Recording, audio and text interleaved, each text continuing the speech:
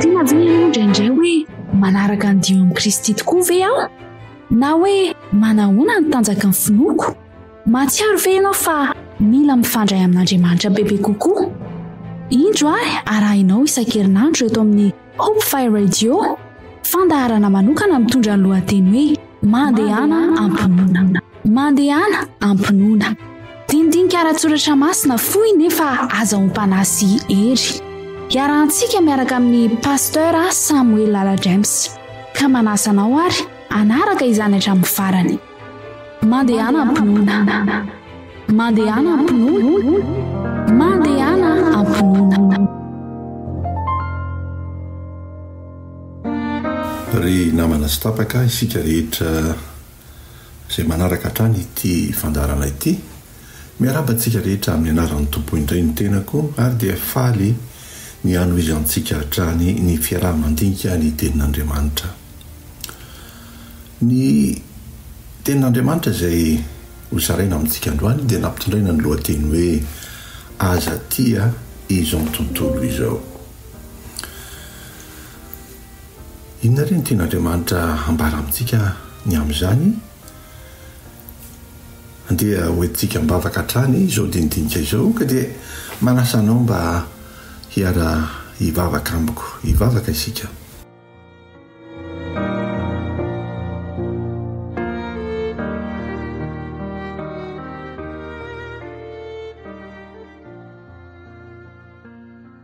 Ry Andriamanitra ray be fitiavana ny an-danitro, mbola manolotra ny saotra derada sy ny voninahitra ho anao hatrany izahay noho ny izao tombontsoa izay omenao anay izao dia ny azahoanay miara-mianatra ny teninao. Misaotra indrindra Tompo satria ny teninao ny fahamarinana ary nokendrenao mba hanamasina ny fiainanay izy ireny. Koa dia omany ny fonay rehetra, sokafy ny sainay mba hahafantaranay ny sitraponao. Dia apetraka eo am-pelantananao Jesosy izany vavaka izany. Misaotra Tompo. Amen.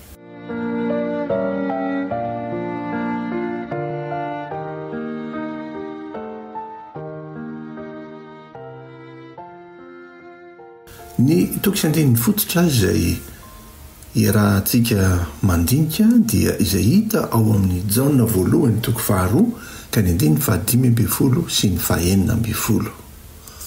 Jaona voalohany toko 2 ka ny 5:5 sy ny 9:10 izay vakintsika amin'ny anaran'ny Tompo manao hoe aza tia izao tontolo izao na izay zavatra eo amin'izao tontolo izao. Raha misy olona tia izao tontolo izao dia tsy ao anatiny ny fitiavana ny ray, fa ny zavatra rehetra eo amin'izao tontolo izao dia ny filan'ny nofo sy ny filan'ny maso ary ny rehaka momba izao fiainana izao dia tsy avy amin'ny ray fa avy amin'izao tontolo izao. Mampieritreritra izany toko sy andininy izany satria isika rehetra dia monina eto amin'ity izao tontolo izao ity ary mandinika sy mandalina ary mandray tombontsoa avy amin'ny zavatra izao tontolo izao. Kanefa dia hoy ny tenin'Andriamanitra eto hoe aza tia izao tontolo izao na izay zavatra eo amin'izao tontolo izao. Misy zavatra anankitelo no andrarany Jaona antsika eto na hoe ny tenin'Andriamanitra antsika, dia ireto zavatra anankitelo reto dia eo amin'ny tapany voalohany eo zany dia izy hoe fa ny zavatra rehetra eo amin'izao tontolo izao dia ireto avy zany ireo zavatra anankitelo ireo dia ny filan'ny nofo, faharoa, ny filan'ny maso, ny fahatelo, ny rehaka momba izao fiainana izao. Inona avy re zany? Inona zany hoe ny voalohany dia ny hoe ny filan'ny nofo, ny faharoa dia hoe ny filan'ny maso ary ny fahatelo dia ny hoe ny rehaka momba izao fiainana izao. Eny ry ava-malala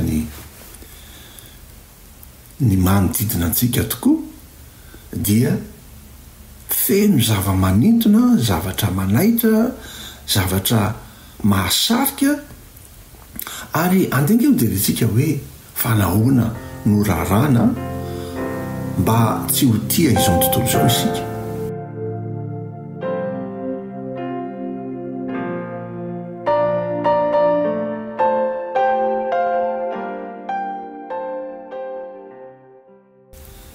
Tsara mametraka fa hatrany am-piandohana raha nahary izao tontolo izao Andriamanitra dia nahary azy tsara indrindra.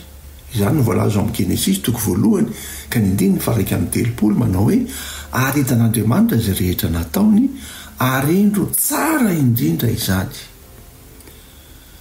Raha noariana izao tontolo izao zany ka raha nivoaka teo am-pelatanan'Andriamanitra dia tao anatin'ny hatsarany indrindra akantony, tsy nisy kilema, tsy nisy okianina, fa Andriamanitra mihitsy no milaza hoe arendro fa tsara indrindra izany.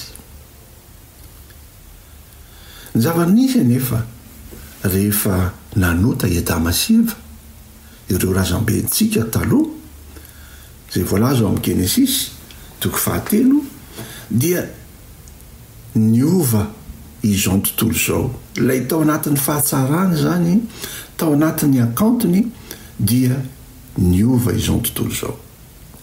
Izany indrindra ny voalaza ao amin'ny Genesis toko 13 ka ny 17 sy ny manaraka hatreo amin'ny 17 dia hozy izy hoe ary hoy koa izy tamin'ny Adama rehefa nanota zany Adama sy Eva dia izao ny fanambarana nataon'Andriamanitra tamin'ny Adama. Efa nisy fanambarana nataony momba ny Eva, momba ny Adama, momba ny Satana ilay menarana, ary eto dia momba ny Adama indray no resahana. Hozy izy hoe satria efa niaino ny feon'ny vadinao ianao ka ny hinananao ny hazo izay nandrarako anao hoe aza hinananao zany dia voaozina ny tany noho izay nataonao, fa oriana no hinananao ny vokany amin'ny andro rehetra iainanao. Teto zany dia nisy fanambarana voalohany, ny fanambarana mikasika ny hoe izao tontolo izao lay tao anatin'ny akantony dia niova avy hatrany ka lasa voaozina ity izao tontolo izao ty, lasa simba ty izao tontolo izao ty, ary lasa feno fahoriana ty izao tontolo izao ty.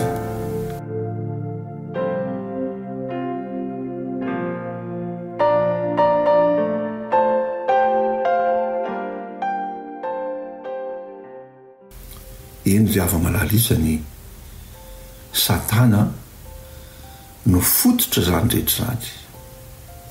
Ilay mpamitaka izao ireo razam-betsika ireo, ilay mpamitaka ny olombelona, izy no fototry ny fahoriana sy ny faharatsiana rehetra izay misy ety ambonin'ny tany. Ary raha simba izao tontolo izao dia satria Satana no fototra zany rehetra izany. Ary Satana dia miambo ho tompony izao rehetra izao. Izany indrindra no ambarany tenin'Andriamanitra eo amin'ny Jaona voalohany toko 5:7 dia hoy izy hoe fa fantatsika fa avy amin'Andriamanitra isika, ary izao tontolo izao kosa dia mipetraka eo amin'ilay ratsy avokoa. Iza no lazaina amin'izany hoe ilay ratsy avokoa, mipetraka eo amin'ilay ratsy avokoa. Eto zany ilay fanambarana an'ilay hoe ilay ratsy avokoa dia entina ilazana olona fanahy anankiray dia tsy iza fa i Satana. Entina anambarana ny Satana zany hoe mipetraka eo amin'ilay ratsy avokoa, satria rehefa mamaky ao amin'ny Efesiana toko 1 ka ny 12 isika dia Satana no lazaina fa andriana mpanjaka n'izao fahamaizana zao, mpanjaka zay ety ambony tany. Dia mivakitsika ange zany fa isika tsy mitolona amin'ny nofo aman-drà, fa amin'ny fanapahana sy amin'ny fanjakana sy amin'ny mpanjaka n'izao fahamaizana izao dia amin'ny fanahy ratsy eny amin'ny rivotra. Izy no tiana ho lazaina amin'izany satana no ambara amin'izany ry mpiaino malala isany izay miambo mpanjakany zao rehetra izao izy no miambo tompony zao rehetra izao. Ary eto dia misy fampitahana ny amin'ny hoe fahazavana sy ny fahamaizinana. Jesosy Kristy dia milaza ny tenany hoe izaho no fahazavana izao tontolo izao. Ary satana koa dia miambo indray ilay mifanohitra amin'ny fahazavana zany dia ilay fahamazinana dia izy miambo tompony zao rehetra zao. Rehefa naka fanahy an' Jesosy izy andenge ho direntsika zany, rehefa naka fanahy an' Jesosy tany anefitra satana dia miambo ho tompony zao rehetra zao. Amin'ny Mateo 4:1-9 voalohany sy ny manaraka andenge ho vakitsika izany. Ary Jesosy dia nentiny fanahy nakany anefitra mba halainy devoly fanahy. Ary ny fady hanina 40 andro sy 40 alina izy, koa noho ny afaka izany dia noana.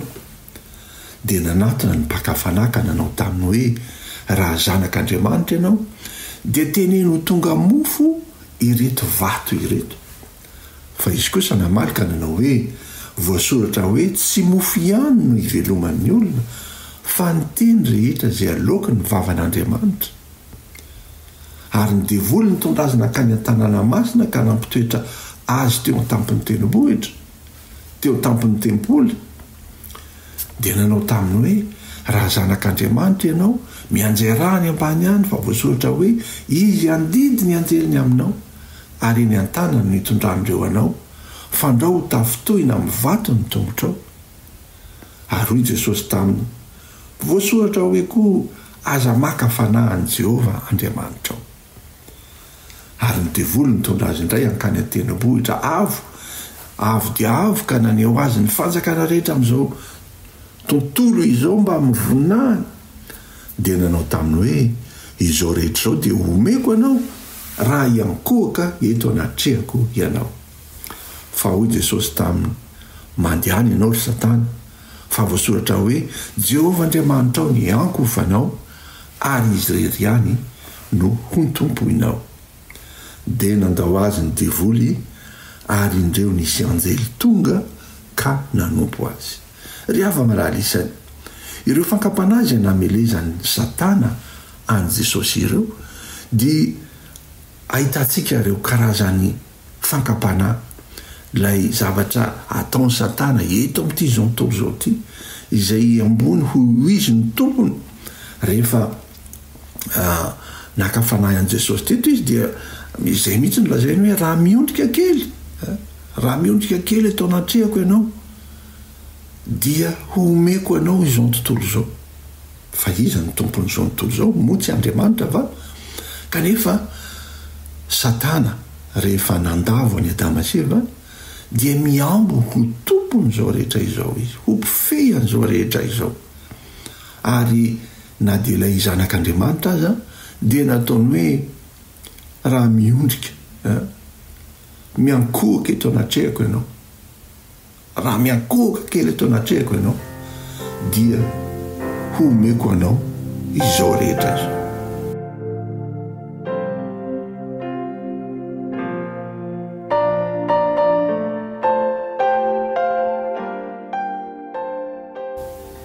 Ry hava-malala isany izany ny zava-misy eto amin'ity zao tontolo zao ity. Ka raha miteny ary iverenantsika ilay tokisy andinintsika tery am-piandohana, raha miteny ny apôstôly Jaona hoe fa ny zavatra hita eto amin'izao tontolo zao dia ny filan'ny nofo, filan'ny maso ary ny rehaka momba izao fiainana izao dia azo fitinina amin'ity fankapanahy nataon'ny satana tamin'i Jesosy ity mihitsy hoe tarehany aloha amin'ny zavatry ny nofo, ilay sakafo, ny zavatry ny nofo. Rehefa mijery eo amin'ny Galatiana 5:5 dia tsy hoe ilay sakafo fotsiny, ilay zavatra hoan'io ihany no fankapanahy ataon'ny satana, fa le miaraka le momba ny nofontsika mihitsy. Ao amin'ny Galatiana 5:5 dia lazay miarihary vaky itsika mianaran'ny tompo zany ka raha tiany toko fadimika nytiny fa 7 manao hoe fa miariary ny asa nofo zany hoe lay nofotsika ity tenatsika ity de misy zavatra ataony satana mba hanintona atsika hanota hifanohitra amin'ny sitrapon'Andriamanitra hampiasa ny nofotsika lay fiainantsika mihitsy lay fomba fiainana mihitsy zany a zay hifanohitra amin'ny sitrapon'Andriamanitra no hitarihany satana atsika dinavy moa zany ny fijangajangana hoy izy Galatiny 5:7 ny fijangajangana ny fahalotona ny fijejojejona ny fanompoatsampy ny fanaovana ody ratsy ny fandrafiana ny fifandirana ny adila ny fiafinafonana ny fifampiandaniana ny fisarahana ny fitokoana ny fialonana ny fahamamonana ny filalaovandratsy ary ny toy izany izay lazaiko aminareo hoy ny tenin'Andriamanitra eto fa izay manao izany dia tsy andova ny fanjakan'Andriamanitra izay zany lay fiainany nofo lay fampanaranam-po ny nofotsika amin'ity zavatra eto amin'izao tontolo izao ity dia izany no andraran'Andriamanitra antsika hoe aza tia izao tontolo izao satria ny zavatra eo amin'izao tontolo izao dia lay fanomezana fahafaham-po ny filany nofotsika dia inona ny fijangajangana ny fahalotona maro samihafa ny fijejojejona le fijejojejona eto zany zao dia le fitadiavana voninahitra lay hitaritany satana atsika amin'ireo haingo maro samihafa zay hita mihitsy amin'izao vanim-potoana iainantsika izao fa ireny fiaingona ataon'ny olona ireny dia mitarika azy hanalavitra an'Andriamanitra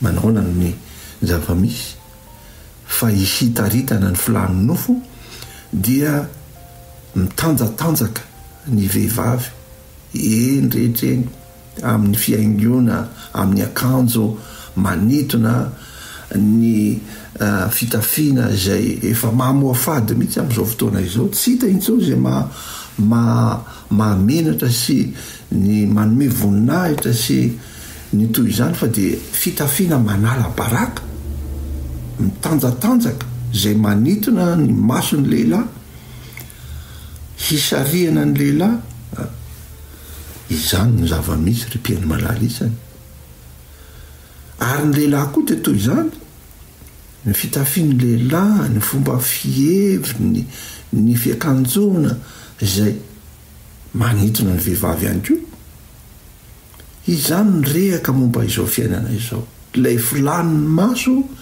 lay filaniny nofo lay fitadiavam-boninahitra zany ny zavatra hita eto amin'izao tontolo izao ty miady voninahitra raha misy ireny fifidianana zay mpitondra fanjakana na amin'ny lafiny ambaratonga maro samihafa izany na eny amin'ny fokotany na eny amin'ny reny vohitry ny faritany na hito amin'ity fireneny ity mihitsy dia misy ady toerana ady voninahitra ady seza ry-piainy malala isany tsy hoe ny fifidianana no ratsy akory fa le toe-tsaina amintsika olombelona mihitsy le toe-tsaina ao atao anatintsika zay entiny satana mba ho tia izao tontolo izao ny voninahitra izao tontolo izao ny fifahafinaretana izao tontolo izao zany no hitaritany satana atsika lasa ilay hoe izao tontolo izao dia lasa entina ilazana ny fomba fisainana mifanohitra amin'ny sitrapon'Andriamanitra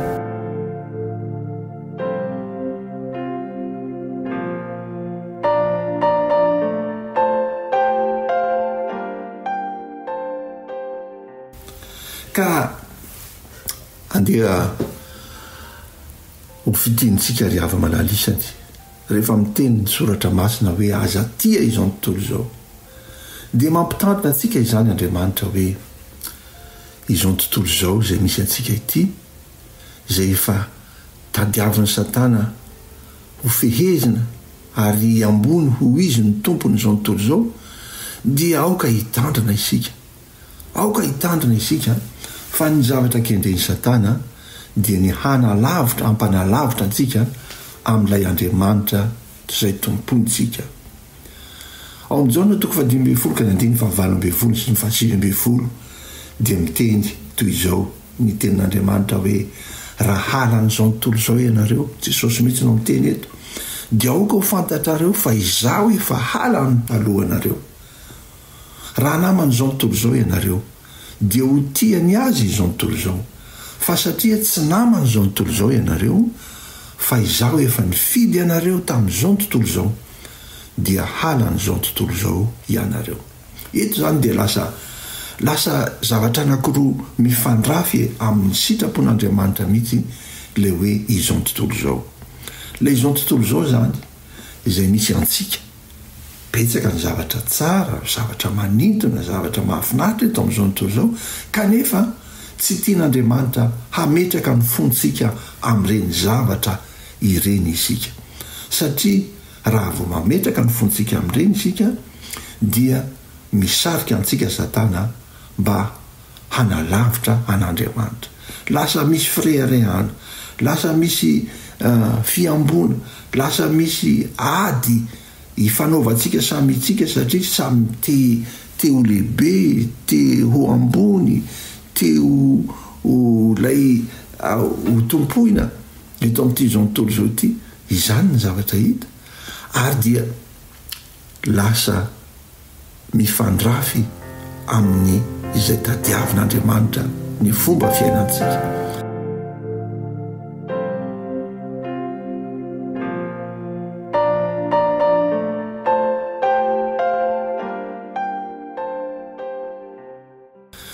Hoy Jesosy eto hoe raha naman'izao tontolo izao ianareo dia ho tia ny azy izao tontolo izao, fa satria tsy naman'izao tontolo izao ianareo. Eny ry mpiaino malalisany, aoka tsy ho naman'izao tontolo izao isika na hametraka ny fontsika eto amin'ity izao tontolo izao ity, fa aoka kosa ny fontsika na dia eto amin'izao tontolo izao aza isika no mipetraka dia omeo an'Andriamanitra mba hifehy ny fontsika sy ny saintsika. Izany indrindra no ambarany tenin'Andriamanitra rehefa nanentana ny kristianina Petera, voalaza amin'ny Petera voalohany toko 2:1-12, hoy izy hoe ry malala, mananatra nareo aho, satria vahiny sy mpivahiny anareo dia fadio ny filan'ny nofo, fa miady amin'ny fanahy ireny. Inona moa le filan'ny nofo le ndrasaintsika tery aloha, le voalaza tao amin'ny Galatiana toko 5, dia tsy inona izany fa ny fijangajangana, ny fahalitoana, ny fijenjejona, ny fitadiavam-boninahitra, ny rehaka momba izao fiainana izao. Hoy izy eto hoe fadio izy ireny, fa miady amin'ny fanahy ireny. Inona kosa ny vokatry ny fanahy dia hitantsika amin'ny Galatiana toko 5 ka toy n'ilay vakiteny zay hitantsika teo dia hoe fa ny vokatry ny fanahy kosa dia fitiavana, fandeferana, fahononam-po, firaisampo, fifankatiavana zany ny voalohany.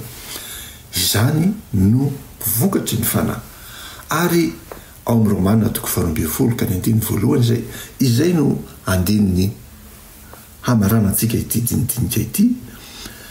Romana toko 12 sy ny 2 dia izao ny vaky ny teny amin'ny anaran'ny tompo manao hoe koa amin'izany mangataka aminareo ary rahalahy, noho ny famindrampon'Andriamanitra mba hatolotrareo ny tenanareo ho fanatitra velona, masina, sitrak'Andriamanitra, dia fanompompanahy mety hataonareo izany. Ary aza manaraka ny fanaon'izao tontolo izao, fa miovà amin'ny fanavaozana ny saina, hamantaranareo ny sitrapon'Andriamanitra dia izay tsara sady ankasitrahana no marina.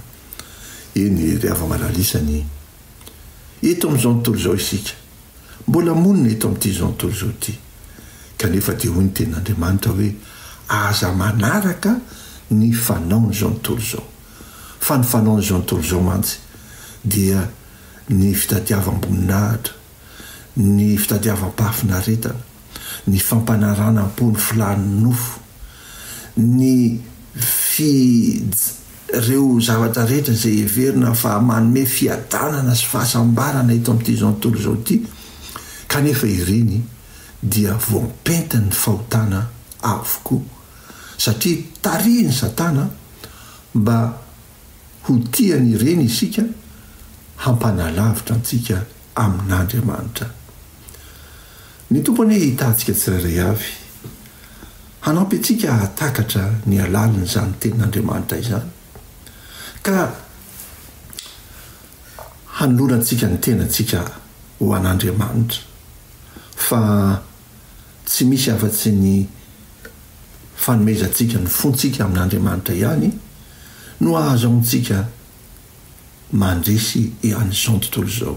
Ilay fanahin'Andriamanitra izay apetrany ao anatintsika mba haizantsika manao safidy tsara, haizantsika manao ny sitrapon'Andriamanitra, tsy misy afa-tsy izay ihany.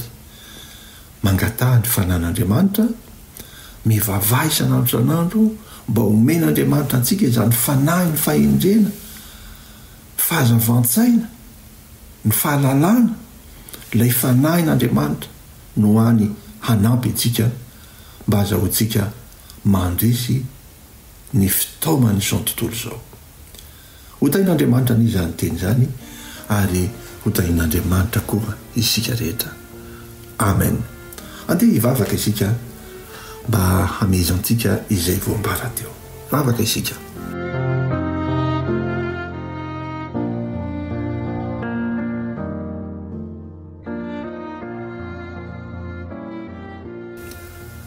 Misotranao izay Andriamanitra noho ny amin'ny teninao indray izay nampatsiaronay indray androany mba tsy ho tia an'izao nontolo izao, hametraka ny fo eto amin'ity zao nontolo izao ity, satria vahiny sy mpivahiny ihany zahay, ary mandalo izao fiainana izao, mandalo ny zavatra rehetra eto amin'ity zao nontolo izao ity. Fa ny ao aminao, ilay efa nomaninao ho anay no maharitra mandraka izay.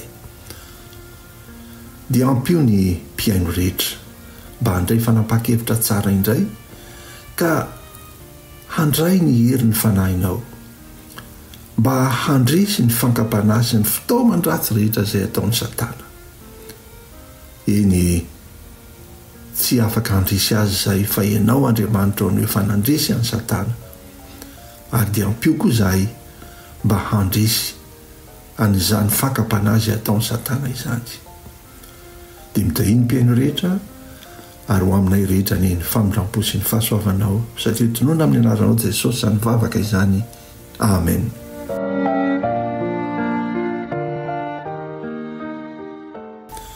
Dia misaotra antsika rehetra indray ry ava-malalisany niaraka nianatra ny tenin'Andriamanitra teto. Ny tompony homba sy hitantsika rehetra dia mametraka ny veloma sy ny mandra-piona indray. Veloma tompoko.